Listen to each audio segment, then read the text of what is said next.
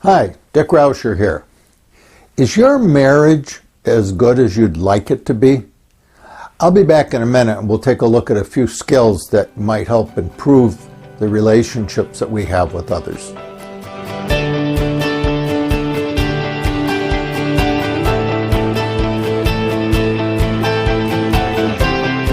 Today we're going to be looking at Stony Hill Nugget number 240, which is entitled Some Skills to Improve Your Marriage. One of the things that we're going to look at in this article, marriage is a crucible. A crucible is something that you put stuff in, then you heat it up. And anybody who's been married knows that things can get very heated up in a marriage, okay? But it's that crucible that allows us to learn how to love others, okay? Very few of us grow or move into a love relationship called marriage. We think love is going to do it. Love is enough. But what we're going to learn is that we just entered a crucible of learning, and that's learning how to love others, because it's often not at all what we thought it was going to be. Second key idea in the article is that love is basically making room in your heart for others. Okay? A lot of times what we think, for example, we say, love is being compassionate. But that's too much that we're being compassionate for someone. We're doing something to someone, or we're giving someone some care or some benefit. Basically, what we learn in the crucible is that love is it's not what you do for another person, although we'll look at some important do's in a minute. But basically what we're learning to do is to make room in our heart for that other person. Okay, and that's a very different experience from taking care of someone. Okay. Next big point, what we take into our hearts. Now remember, we're back to the crucible again. It has the power to transform us. If we don't take it into our heart, it's not going to transform. The minute we put something inside our heart, in other words, we open our heart big enough to allow another person to enter that space, then we are in the crucible, and that action of taking the person into our heart has the power to transform us. How? Very easy. We become more self-aware, we'll look at that in a second, and we grow spiritually. Spiritual growth, by the way, is basically growth in self-awareness. If we're not self-aware, we probably won't be very kind or very spiritually mature. So these kind of go together. Love is not a feeling. I love hot dogs. I really love going to football games. I love bluegrass music. Okay? We are a culture that loves everything. And then we take that love for a bluegrass festival into the crucible, and we learn a very important lesson. Love is not a feeling. In a marriage, there are a lot of times when you're not going to feel loving. And that's the moment that the crucible is going to help you transform. And what is it going to transform into? Is you're going to learn that love is a behavior. In other words, if we're going to be unconditionally loving and take someone into our heart, then what we're saying to ourselves and to them is that we are committing ourselves to loving behavior no matter how we feel. And trust me, in that crucible, there will be a lot of times when you won't feel loving, okay? You may have to take a long walk and some deep breaths and count to 50. I found 10 wasn't often enough. But the important point is that love is a behavior. Learning how to own our own feelings and getting rid of blame. If we can learn that one concept moving into the crucible called marriage, we got a major step up to make our marriage and our relationships with other people, more successful. We can't blame others for our own feelings because they're our own feelings. Okay? If you're going to blame somebody else for what feeling you're having, it's like saying, you're really giving me a headache. Would you go home and take an aspirin? That's not going to help. Okay?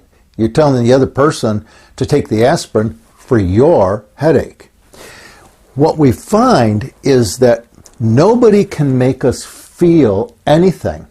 And this is a big concept, so stay with me. Nobody can make us feel anything that isn't already inside of us.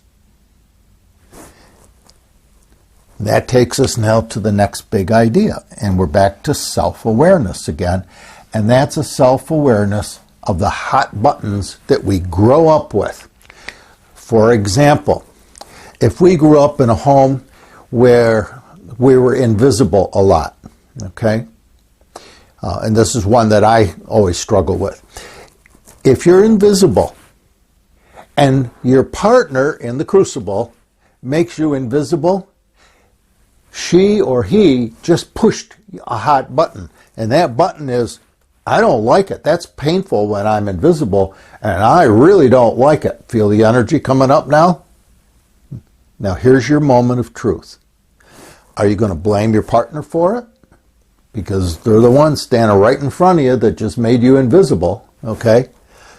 Or are you going to become aware of where that button came from and recognize that it's your feeling and your button? Now, over time in the crucible, hopefully your partner will begin to recognize and transform some of their behavior and just recognize that when they make you invisible, it's hurtful, okay? But they didn't cause your feeling. It's just that they'll try to be a little more careful of that in the future. And most times it probably won't fix the problem because it's our button, okay? And anybody can push that button. Next big concept. Every choice and every action we take in life, period, is going to get a consequence, okay? Now this sounds so logical and so simple that you would think that it's almost a kind of a no-brainer. It's a duh, right? And yet I found as a therapist that one of the biggest problems was helping people understand that every choice and every action gave a consequence or an outcome. And what I meant by that is you can't blame others for the life that you created, one choice, one action at a time for your entire life. You made all those choices that created the life you're living. Now, the good news on that in a loving relationship is that you have the opportunity, the power to create any life you want. So if you want a loving relationship, and that's the power of the crucible, then you got to take a look at your choices, all your actions, make sure that you're not blaming other people for your own feelings, okay? Recognizing that love is not a feeling, it's a behavior, and all of this begins to work together. Next big concept, this is a metaphor I'd like to leave you with. This is a metaphor that came to me from hiking. I do a lot of hiking in Oregon, and a lot of Oregon rivers bubble up out of the ground and turn into major rivers. And what you learn as you hike out here is that most of these rivers were flowing along 500,000 years ago or a million years ago. A big volcano came up and put a major lava flow through and cut right across that river, okay? Now, talk about an obstacle, okay? And we all run into obstacles in the crucible, right? Talk about an obstacle. Well, what we found out, and what you learn, is that the water would go around, it would go over, and sometimes it even went underground for miles and then would bubble back up and continue its course. And I like to look at love, especially unconditional love, kind of like a river, okay? Marriage is going to throw a lot of obstacles in your path. But if you can be water, there's an old adage out here, and that is that water always wins. It always finds a way around the obstacle. So to me, that's just a really handy thing for me to remember, that when obstacles get in my way, especially in a marriage, just become water. Go back to the wisdom of the rivers. Love and kindness, this is the last big idea. Love and kindness, unconditional love especially, have no because. We don't love somebody because. We may say that, but what we do is we just love them. It's a behavior. It's a lifetime of kind behaviors. And what I like to look at love and kindness is that it's like sunlight. Sunlight doesn't have a because. It just shines, okay? Whether people are worthy of it or not, it just shines. A shade, a tree, gives shade. Doesn't make any difference who you are, what you are. The tree's going to make shade. Same thing with a flower. It has a beautiful smell. Doesn't make any difference. It's just there. In other words, love and kindness are who you are. Just like sunlight is light and a flower is pretty and smells good and shade is comforting. Love and kindness have no because. And that's one of the primary things you learn in the crucible. Okay? So, love and kindness, they are who you are. They become who you are in the crucible. Let them flow. When you hit an obstacle, think about the wisdom of the river, because water always wins. Remember that every choice and every action is going to have a consequence. If it's not kind, it'll have a negative consequence. If it's kind, it'll have a positive consequence. Become more self-aware of the buttons and learn to own our own feelings. Get rid of blame, okay? Blame is one of the big killers in a relationship. It'll do more harm and create more pain in a relationship than anything else. Love is a feeling. Love is not a feeling. Love is a behavior. What we take into our hearts, when we open our hearts up, then it has the power to transform us, to make us more self-aware, which is what a lot of this stuff is about. And then love, when we enter the crucible of marriage, what we're really doing is learning how to open our heart and let others in. Again, love is a crucible. And sometimes that crucible is not comfortable. When you start getting into self-awareness, most of what you discover about yourself, initially anyway, you're probably not going to like, okay? Because we do so many things unconsciously. So marriage is the crucible that allows us to learn other people and become more self-aware in the process.